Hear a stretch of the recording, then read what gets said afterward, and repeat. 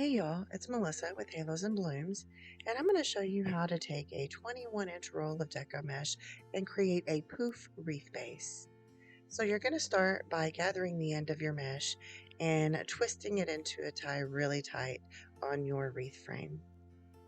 We're doing 12-inch poofs, so whatever tie that you twist it into, you're going to put that on a starting measuring mark, measure out 12 inches, and where you measured that 12 inches to, that's where you're going to lay it into the tie that is next to it and twist it really tight to secure the mesh to the frame.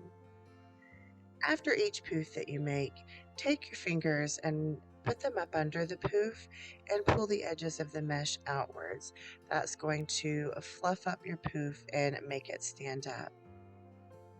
So just continue making 12-inch poofs all the way around the outer circle of your wreath form. Now, if you don't have access to a already pre-made wreath frame, you can make one on your own by using a 14-inch Dollar Tree frame and some pipe cleaners or some tinsel rope. Now, when you get to the tie that you started in, you're going to open it and lay that last poof in it. And then you're going to have to create a transition point to the inner ring. To do that, we create a bridge.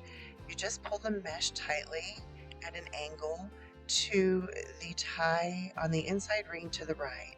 So as you see, I pulled this tight to the next tie on the right on the inner ring. It creates a bridge.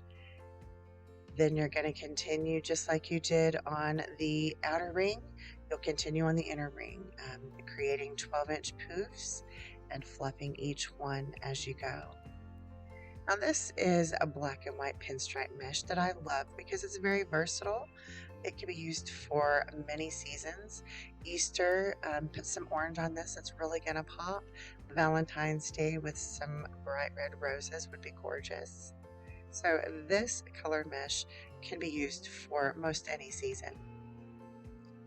So it looks like now that we're at the end, you're going to tie off one last time and then cut a little bit of length on a tail, probably about 4 inches. And as you see, we have quite a bit left on the roll that we could repurpose for another project. So that tail that you just cut, tuck it up under the poof in front of you and nobody's going to know it's there. Here's our wreath base. I hope you like it. Thanks for watching.